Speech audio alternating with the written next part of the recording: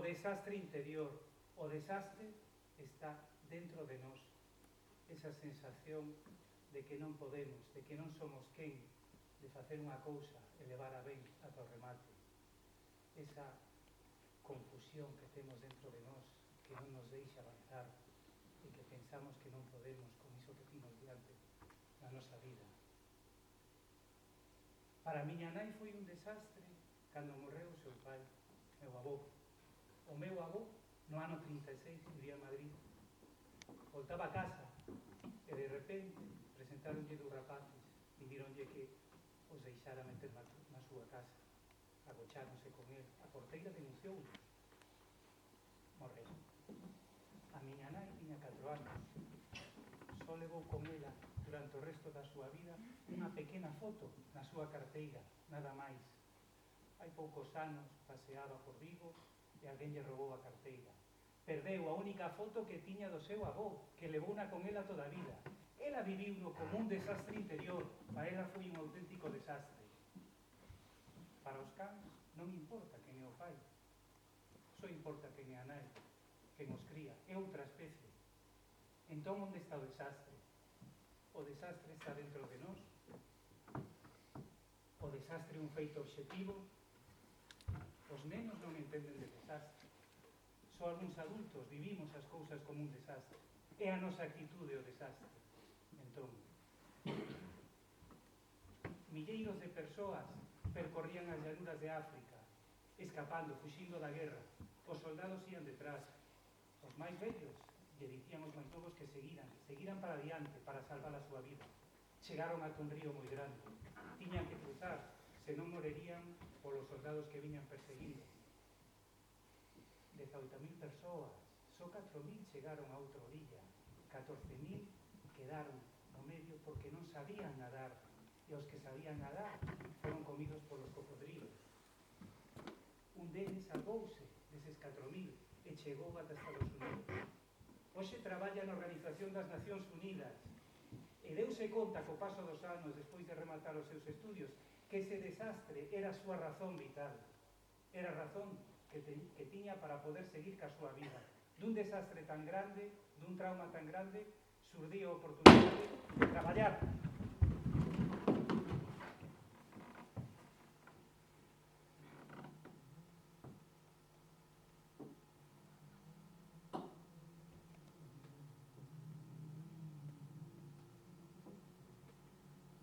Esta non era a porta pola que se entraba, esta era toda a porta pola que se salía do patio de xogo. O patio de xogo era unha horta. Esta non era a porta pola que se entraba, esta era toda a porta pola que se salía do patio.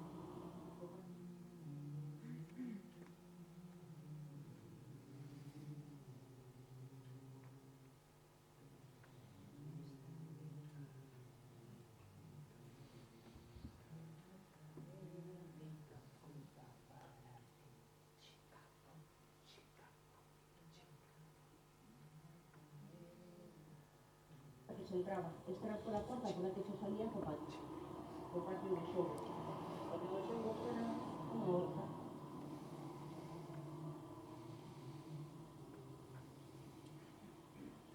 Pois casi que me gusta que chova, porque isto recórdame cando chegábamos collados á escola.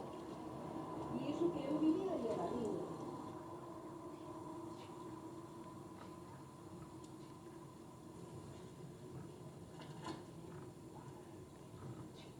Entrábamos por aquí e tiñamos que decir Ave María Purísima.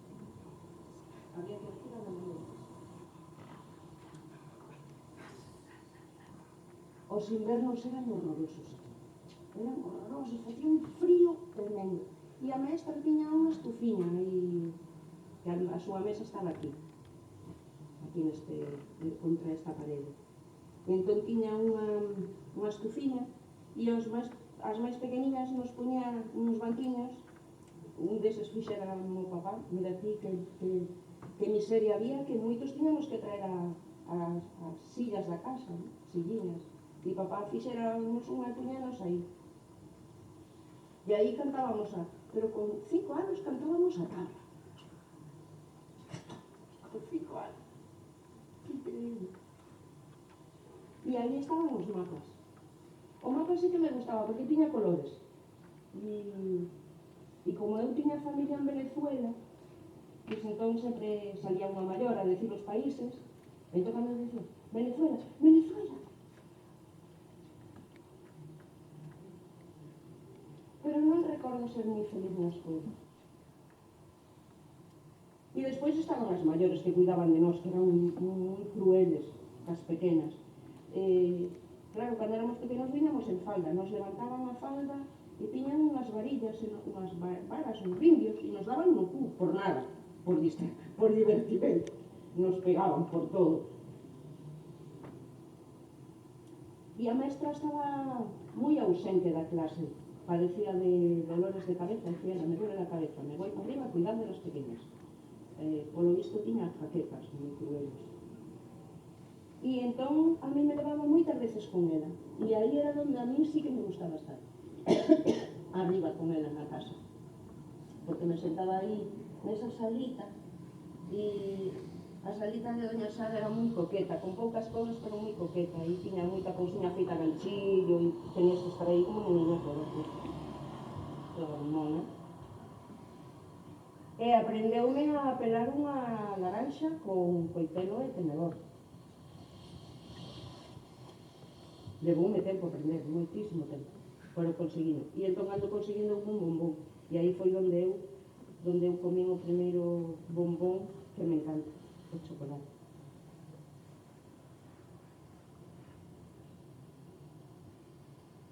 Eu creo que a mí as nenas tiñan un pouco de rabia, porque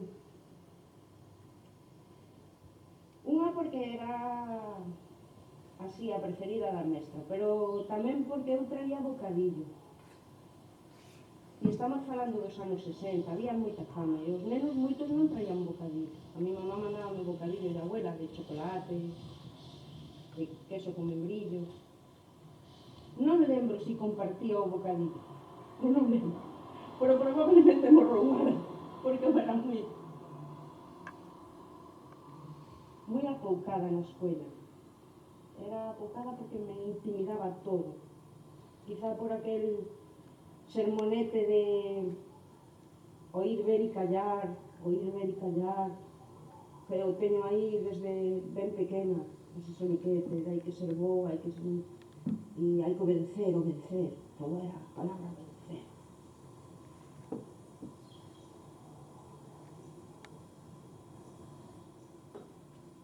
Pero tamén teño que reconocer, mirado desde a perspectiva de maior, a medida que fui crecendo, que esta escola deume algo que eu adoro, que é ler, non? E aquí aprendín a ler. E ademais, gracias a aprender a ler, pois despois, sendo ben pequena ainda, facía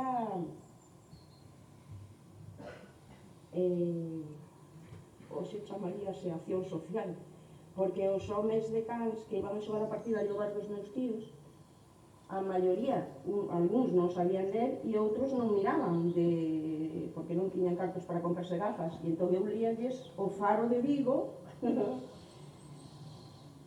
a ver, Florita, ven, e me daban unha galleta de coco, e deixábanme beber do chupito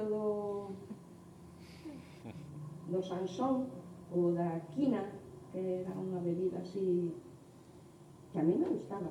Entón me daba a galleta e ponía. E por iso creo que aprendín a ler tan pequena, porque tiña unha recompensa estupenda.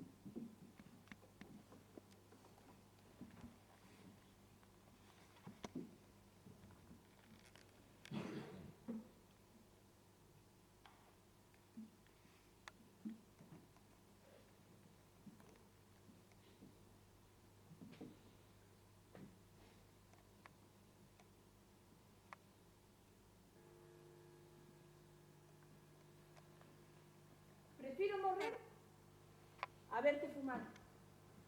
Esa frase quedou impregnada na miña memoria para sempre. Tiña 16 anos. Viu seguida douta.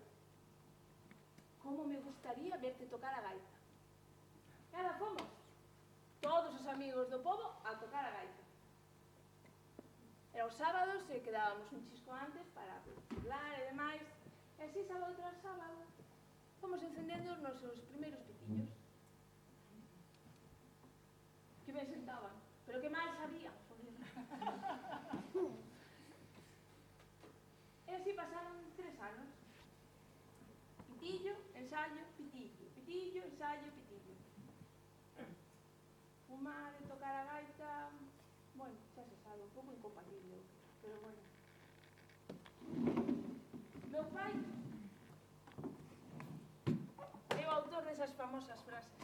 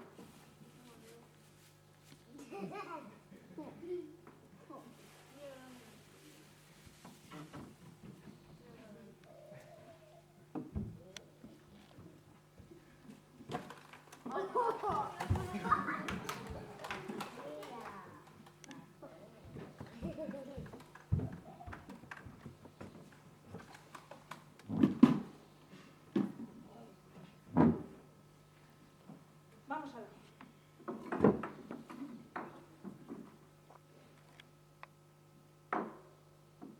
Estira en medio. Sí, encaixa.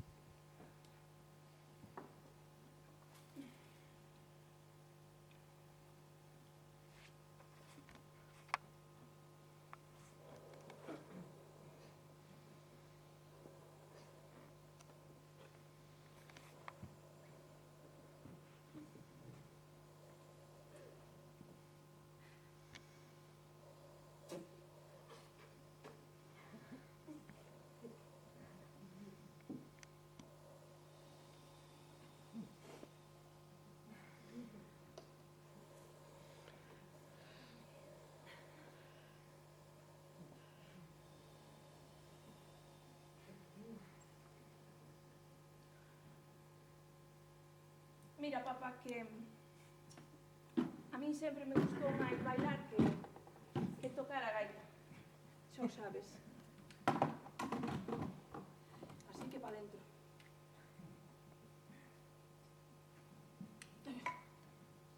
Non penso montarte nunca máis.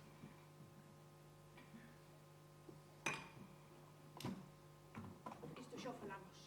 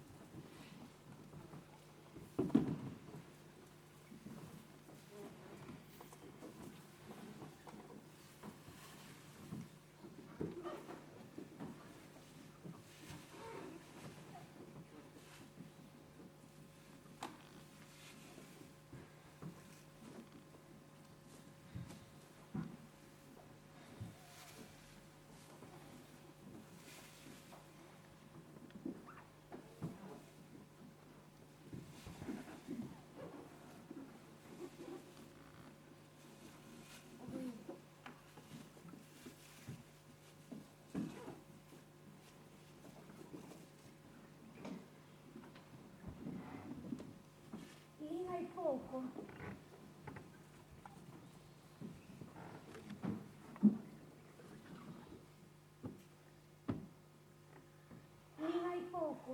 sobre os perigos de xogar o fútbol americano.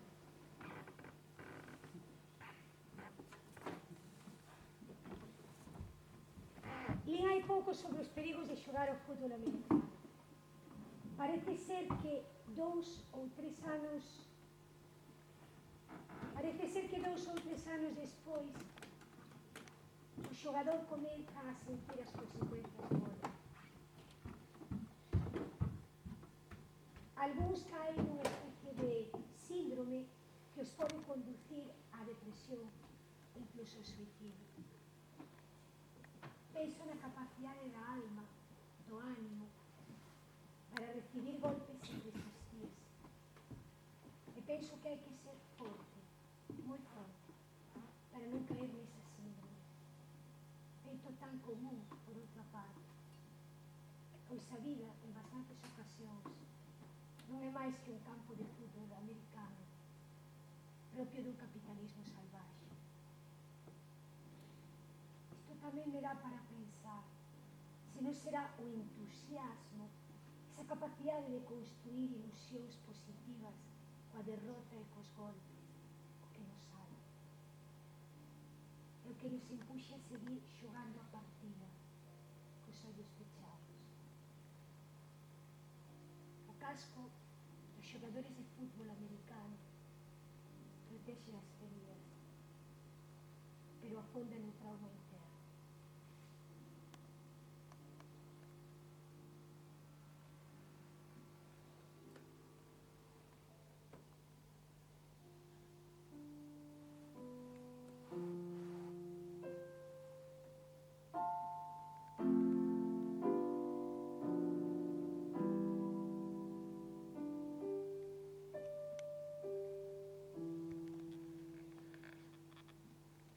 Me encontraba dentro del agua. Era de día. Sabía que no era real, no podía serlo. No me importaba nada de lo que pudiera haber a mi alrededor. No ascendía ni descendía. Tampoco podía respirar, pero no me importaba, no lo necesitaba.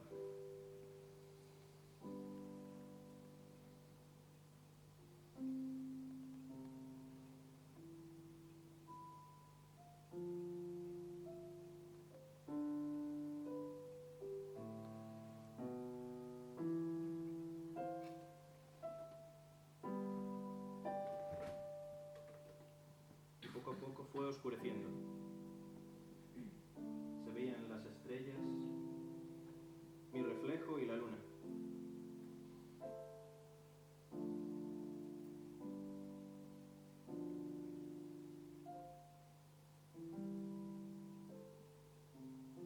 Y poco a poco se fue apagando estrella por estrella. Y por último la luna.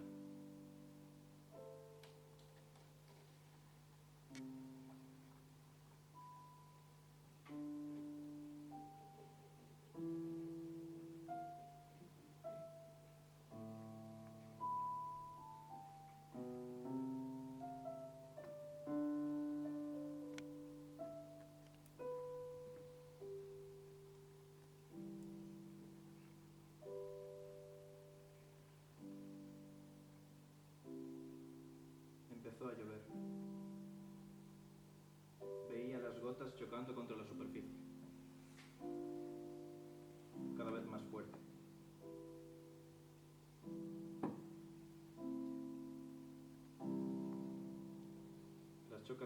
Las gotas chocaban contra la superficie.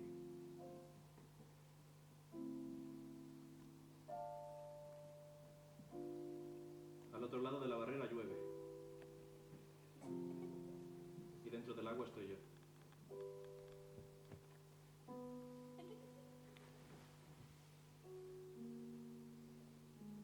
Solo.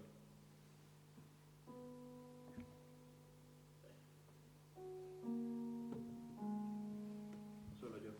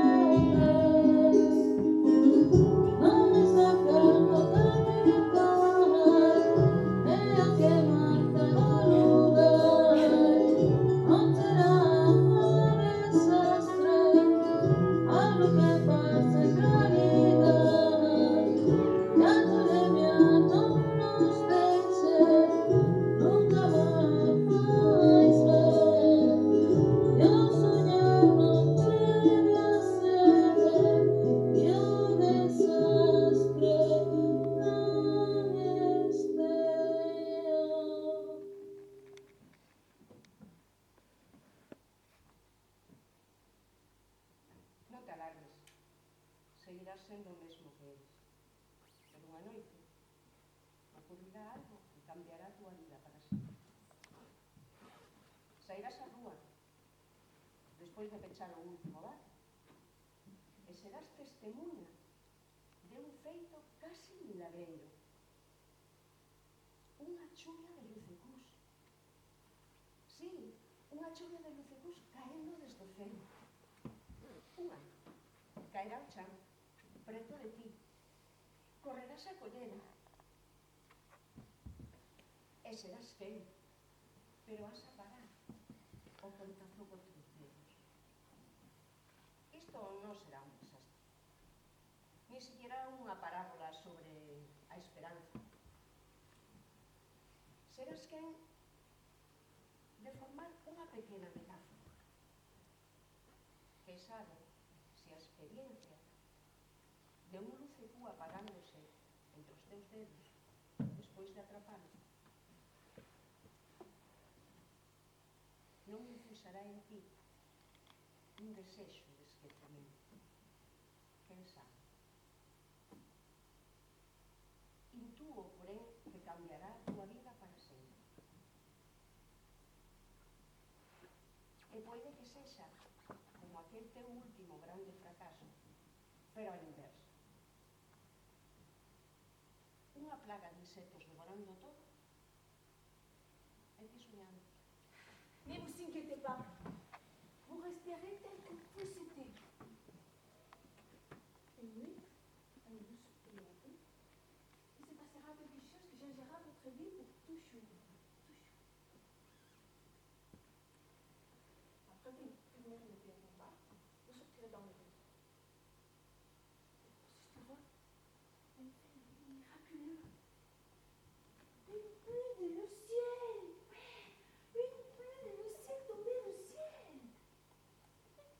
Une du ciel tombera près de vous.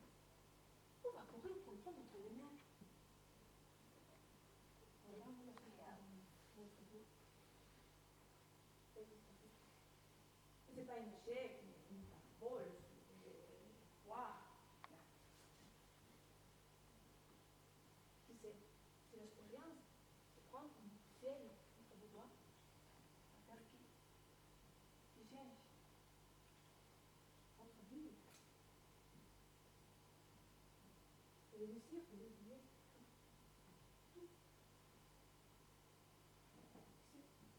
Je pense cependant que c'est une fait que vous va comme le miroir.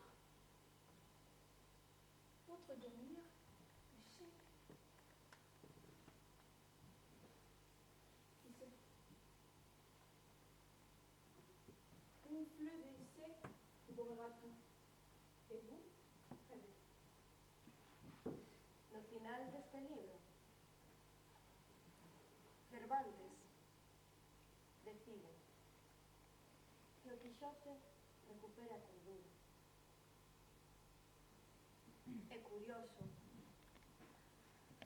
Eu penso que el nunca estivo tan cuerdo como cando estaba tolo. Ni tan tolo como cando recuperou a cordura no nome do capitán. Sempre o capitán.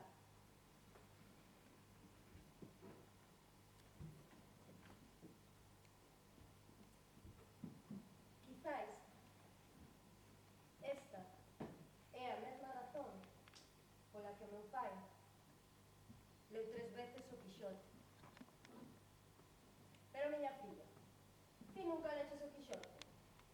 No, papá, eu... É que esto... En un lugar de la Mancha, de cuyo nombre no quiero acordarme. No ha mucho tiempo que vivió un hidalgo de los de lanza gastillero, larga antigua, rocín blanco, galgo corredor, una olla de algo más vaca que carnero, salpicón las más noches, duelos y quebrantos los sábados, lentejas los viernes. No. E meu pai, aos 7 anos, deixou de ir á escola, pero leu o Quixote 3 veces. E deixou ir á escola porque tiña que ir traballar na mina. Porque, claro, o capitán, un neno de 7 anos, moito máis doado que colla o mineral debaixo da terra. E a súa filla, esta que está aquí, ten unha carreira, hai doutorado, 2 másteres, unha oposición, pero non papá. Eu non fui quen de ler o Quixote, ni 3 veces ni media.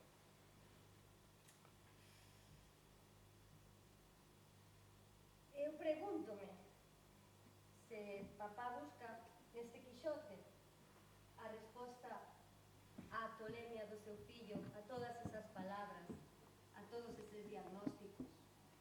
TOC, esquizofrenia, autismo, Asperger, epilepsia. E penso que él espera, nese último momento antes de marchar,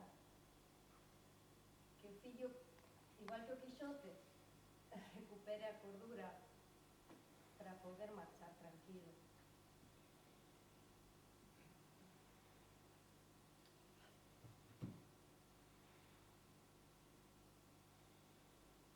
E claro, quizás, digo eu, que son a súa filla, miña nai, usa estes lentes para buscar unha resposta á mesma tolemia. Porque sí, estes son os lentes da miña nai. Cando eu era pequeniña, como tiña da miña filla que está aí sentada, un día atopei un tesouro nun caixón do seu cuarto. Mamá ten unhas gafas de actriz de cine. E eu mantivino aí en segredo ata que un día non aguantei máis. Mamá, de quen son esas gafas? Son miñas. E aí empecé a non entender nada. Aí empezou o meu desastre. Porque eu, a dona destas gafas, non a coñezo. E o pai que leu o Quixote 3 veces, non o coñezo. E entón, eso onde me deixa a luz.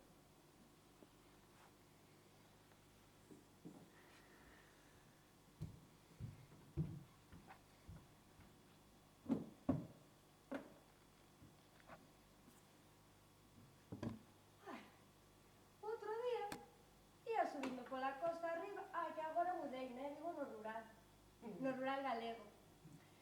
E entón ia subindo costa arriba para a miña casa, e aí está, na árbore en fronte da miña casa, un niño de velutinas. Bueno, un niño é dicir, aquel era un edificio de velutinas. Claro, chamado Concello, mira aquí, é que eu vivo con 2 pequenos e isto non pode ser, porque non se preocupe que lle arranxamos o problema, moi ben. Pois nada, esperamos, e un día íbamos subindo no coche costa arriba, a que si eira. E de repente, di eira, mamá, e a árbore? E eu, que árbore, cariño? A do edificio da velutina. E logo, non está. E a árbore? Tiraran a árbore abaixo. E onde estaban as velutinas? Ao redor do noso coche. E non podíamos sair, a que non? E 3 días despois, no edificio público, vexo un cartel. Que non facer no caso dun niño de velutina nun árbore? Tirar a árbore abaixo, por suposto. Pero claro, e as velutinas, como son xa así, dixeron, bueno, pois xa que non temos casa, imos facer outra. E onde? Na porta da miña veciña, claro está. E así... Falando de animais, eu teño unha historia tamén. Resulta que eu estaba dormido un día e sinto que tocan a persiana. Tocan así, pi, desperto. Pero sigo dormido porque eu penso que pode ser calquera cousa, non? Pero non lle era máis importante. E pola mañana, cando abro a fiestra e subo a persiana, atopo un gorrión morto na feita. Entón, sentíme moi mal porque pensei que podía ter aberto a ventana e a persiana e deixar entrar o gorrión, pero non, seguir dormindo. Sabes que eu tamén me sentí fatal unha vez que saio ao balcón a regar as plantas. E de repente, nun tarro que tiña de planta transportada, que estaba ali de plástico, vexo unha araña enorme. Esa pelo desas que non parecía de campo. E digo, isto, bueno, xa salirá, que non lle teño moito medo, pero, oye, ese tamaño, xa salirá, despois veño mañán. Pasan como 2 días, volvo, pensando que a araña se había marchado, e ali seguía. Movo o cacharro, e a araña que se move. E eu, pero esta araña, e agora que fago? Xa tiro, leva 2 días aquí e vai virar por min, ou algo así. Entonces, digo, nada, pois, busco unha mosca e tiro ya. Para que coma, polo menos, a ver se por aí sae ou algo. Pois tampouco, non comeu as 2 arañas as 2 moscas que lle botei. E o peor de todo, que por culpa da miña indecisión de que si sale, que si a deixo, que si vai po xardín, pero despois topo mal, que si vai vir a por min, non sei, morreu. Pois, a mí tamén... Bueno, a mí non me morreu ninguén, pero...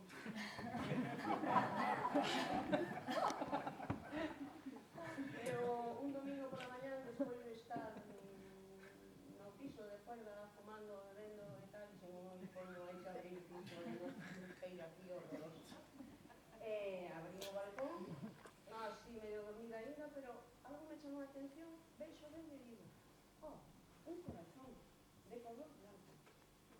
Este corazón. E cando me acerco dentro, pero ben feitinho, oye, ni pintado. E digo, que bonito foi. Pois é unha cagada de gaviota. Era unha puñetera cagada de gaviota. Pero era un corazón de café. Pasé a buscar a cámara de fotos.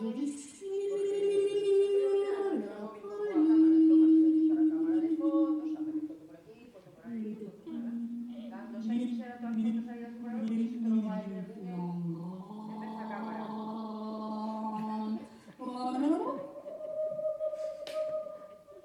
Cagada, perdín 4 tetas de pico capaz de subirme ao tema. Un desastre.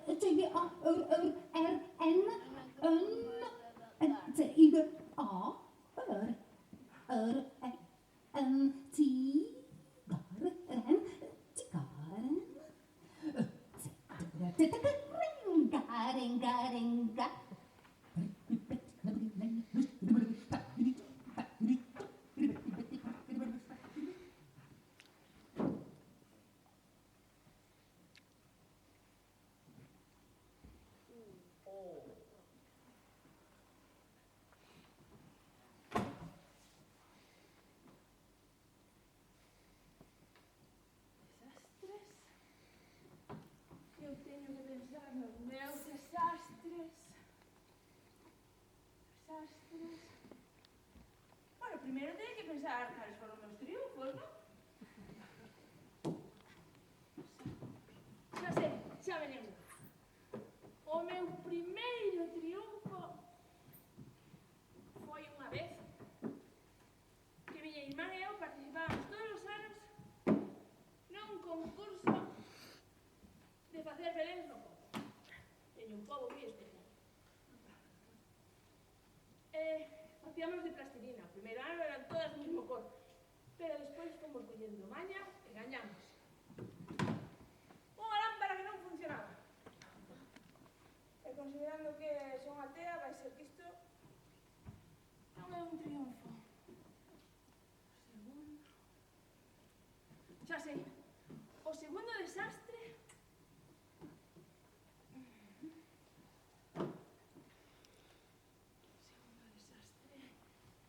Ai, cando gañei aquel bingo, 324! O meu!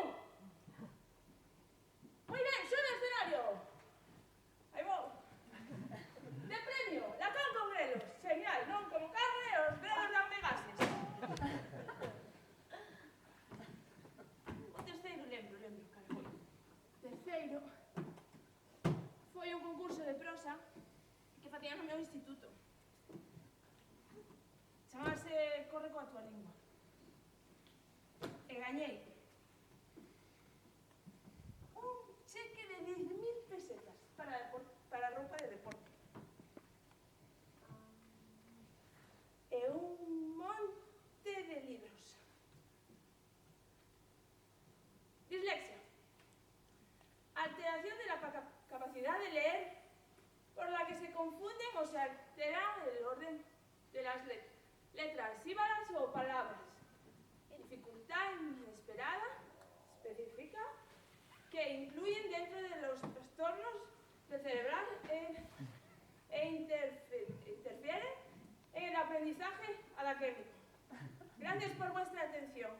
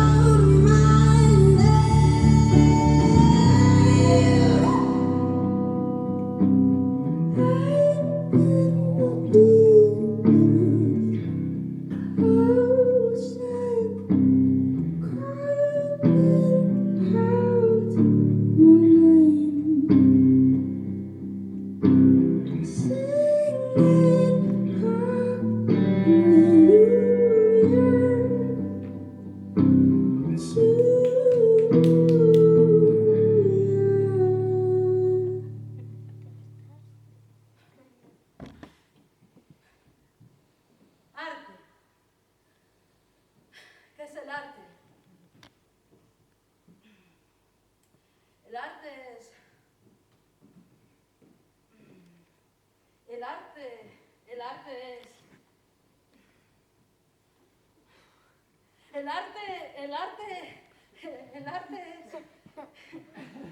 No sé qué coño es el arte, ¿qué me importa qué es el arte? Miréis, hace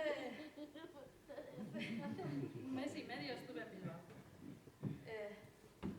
Estaba paseando al lado del río, o la ría, no sé qué es aquello, y de repente me encontré... ¡Qué bonito!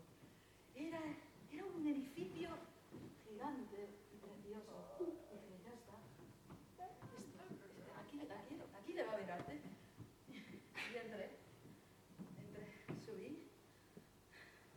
Me dijeron, bueno, entrar es fácil por la puerta, pero después de aquel lado te diriges, porque realmente parecía un pato mareado.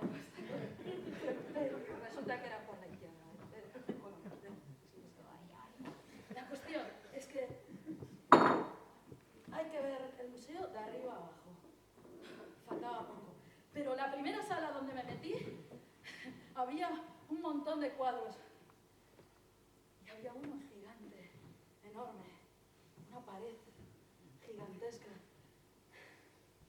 blanco, con unas líneas que iban de arriba a abajo, bueno, según cómo lo miras, de abajo a arriba, y un punto que estaba ahí. La cuestión es que me fijaba como si fuera una experta.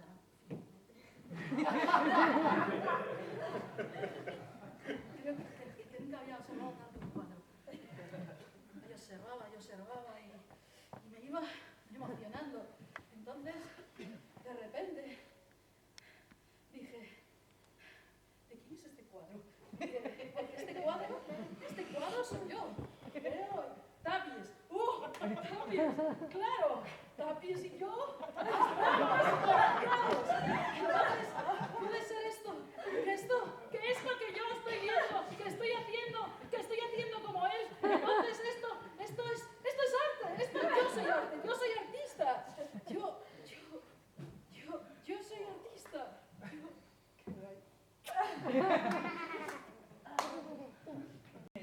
Houve unha etapa da miña vida en que quixen ser viaxeiro e navegar polo mundo das dous Ds. Viaxeiro, pintor, eu quería pintar, comecei a pintar. Foi unha etapa da miña vida de moita inestabilidade, tanto no persoal como no artístico.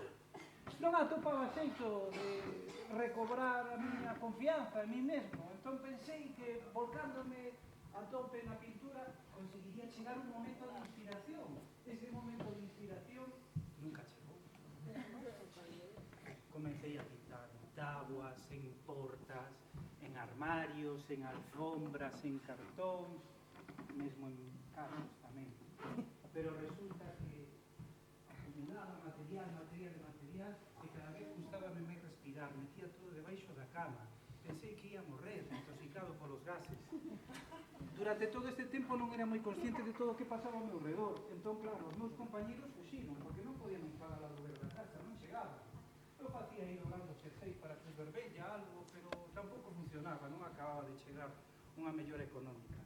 Bueno, eu seguí pintando, olvideime do mundo, e de repente non sei como, un día tiña novos compañeros de piso. Moi ben, entón xa non temos tantos problemas económicos. Que teño que facer? Adicarme entón a remontar ca miña carreira artística. Claro, que pasou? Pensei, para que non pase isto outra vez, teño que aforrar. Entón, menos pintura, voume centrar nunha sola obra. Collí un lenzo de medianas dimensións, empecé a pintar. Pero o meu ímpetu era tan grande que enseguida remataba. Entón, claro, collía e dicía, bueno, pues como só teño un, vou pintalo de branco e comenzo outra vez.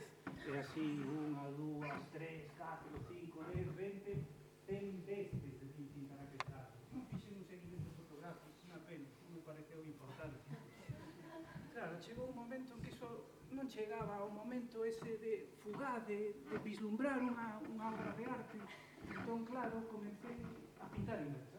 Decidí pintar inversa, claro.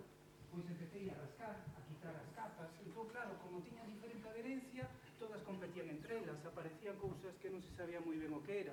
E logo chegaba un momento que xa parecía que esgotara esa capacidade de compoñer, entón dicía, pinto outra vez de branco e volvemos a comenzar. E outra vez cores, e cores, e cores, e cores. pero non chegaba o momento. Co tempo, dime de conta de que quizáis o que eu buscaba non era tan sinxelo. Entón, que fixe? Intencionadamente seguín pintando durante moitos anos sen querer rematar esa obra, porque pensaba que era a obra da miña vida, a que nunca querería rematar. Pasaron moitos anos, seguín pintando e pintando e pintando, ata que un día, non sei moi ben por qué, deixei de pintar. Pedro. Pedro. Era unha mañá espléndida. Xa fora 4 veces. Esta iba a ser, porque eu tomara medio cuarto de tranquimacín, estaba completamente relaxada. Bueno, a verdade que moi relaxada tampouco estaba, porque eu estaba pensando todo o tempo e se a miña irmá teria chegado ao Huelva ou non. Pero era a única preocupación que tiña na cabeza nese momento. Eu fixeno todo, creo que en 20 minutos máis ou menos, creo que fixen todo ben. Acabei. E díxome, bueno, observo falta de confianza en ti misma, moi pouca seguridade, pouca destreza e pouca capacidade de observación. De verdade era necesario. De verdade era necesario que me dixera como vivo eu. Non son eu. Chorei. Que non me quedou outro remedio que chorar. E entón, claro, moi apurado, díxome, bueno, mujer, tampouco es para tanto, que es un examen de conducir.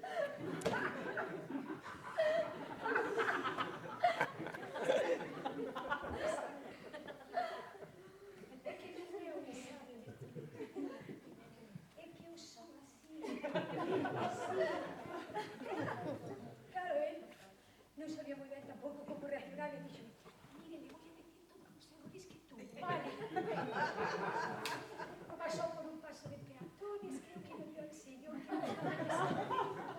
había un ceda al paso y usted hizo un stop, con lo cual, claro, la fluidez poca del tráfico que se colapsó ahí. Ay, señor, por favor. Baixei do coche e dixo a miña profe, non te preocupes, César, que seguro que alguna vez cae. Non sei se vai caer ou non. O caso é que eu fixen un stop cando tiña que facer un paso. Eu sempre estou varada nos pasos de peóns. Eu non recoñezo a linguaxe do código do coche na vida. É que ese día o tranquimacín tampouco me funcionou. Lecciones elementales de geometría. Las lágrimas se han extendido por el mundo. La gente no puede evitar llorar. Para no llorar se quedan en sus casas, cobardes. Para no llorar no abren la puerta a nadie. Para no llorar no se relacionan. No miran a los ojos, no escuchan, no se enfadan con lo que ocurre más allá de sus zapatos. Para no llorar se secan por dentro con un trozo de papel de rollo de cocina, con el mismo que se limpian los cristales. Para no llorar se encierran en refranes y eslóganes y lemas de fácil comprensión.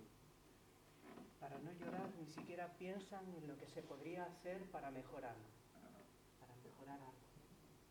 Para no llorar borran el entorno mientras entornan la mirada para enfocar lo que a simple vista ya se ve. Para no llorar se lastiman por dentro y lastiman por fuera. Para no llorar se mojan los ojos con agua de rosas. Para no llorar se enrollan con las sábanas esperando que el sueño repare los lastimados. Para no llorar niegan con la cabeza que ahí afuera personas son secuestradas y que el miedo se extiende. Nadie sabe por qué, nadie sabe con qué interés, nadie sabe cómo ha podido pasar esto. Solo que al respirar tienen ganas de llorar, como todo el mundo, y esto es irremediable. Esto no hay quien lo pare. Haría falta una revolución, pero una revolución tan profunda que nos destruiría a todos. Y las lágrimas, lo único inteligente y humano, son conscientes de la tragedia y por eso afloran en forma de hilos que resbalan sobre las mejillas para aliviar el planeta de nuestros crímenes. Ay, las lágrimas se han extendido por el mundo y las personas lloran al respirar.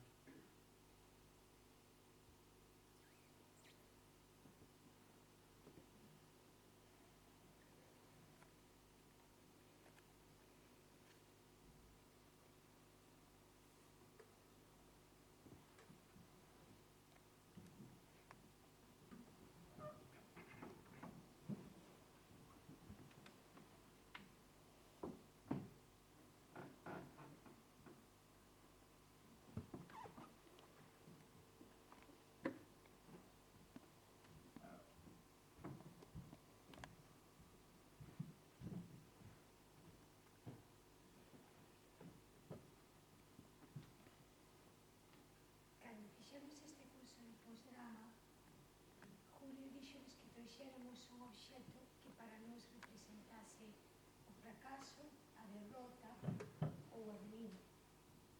Eu trouxe este mancreque tan feo.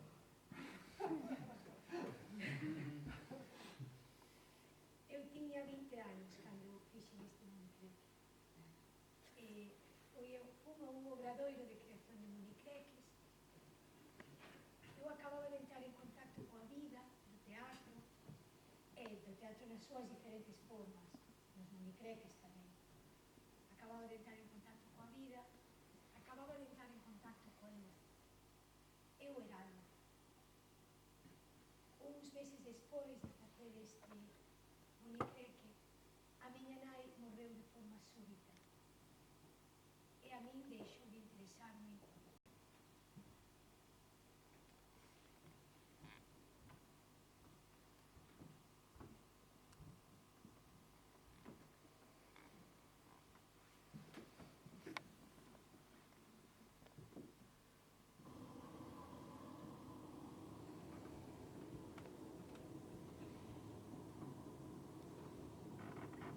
Non é fácil para unha nena, como era unha nena tan pequena, no? Que estaba aquí nesta escuela, pois de alguna maneira protegida pola maestra, protegida pola miña familia que estaba aí ao lado, donde me sentía arroupada e querida, a irte para un colexio tan grande como era o de Torneiros, que era Colegio Comarcal Mixto de Porriño. Ali viñan nenos de todas as partes, de todas as aldeas, de Atios, de Budiño arriba, de Budiño abaixo, de Pontellas, de Mosende.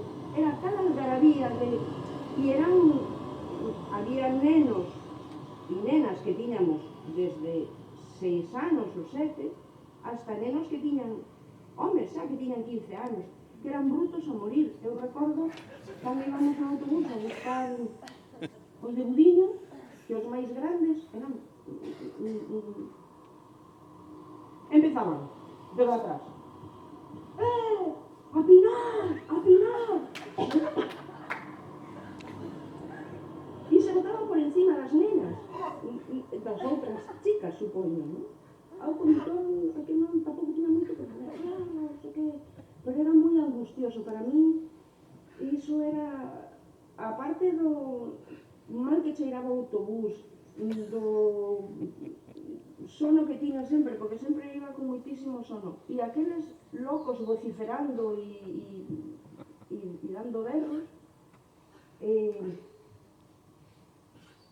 para min era como moi intimidatorio, non? Era como, ir no autobús da escuela a Torneiros era como pouco menos que ir a unha cárcere. E eran moi brutos, moi brutos. Baixaban os pantalóns, e empezaban, mira o cu, o sea, unha historia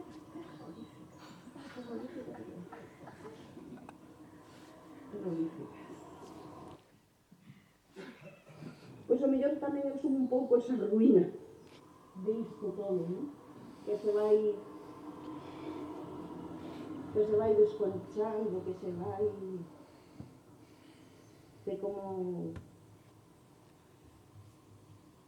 como que está necesitando que veña alguén e lle dé un pulo e e a faga resplandecer de novo, non?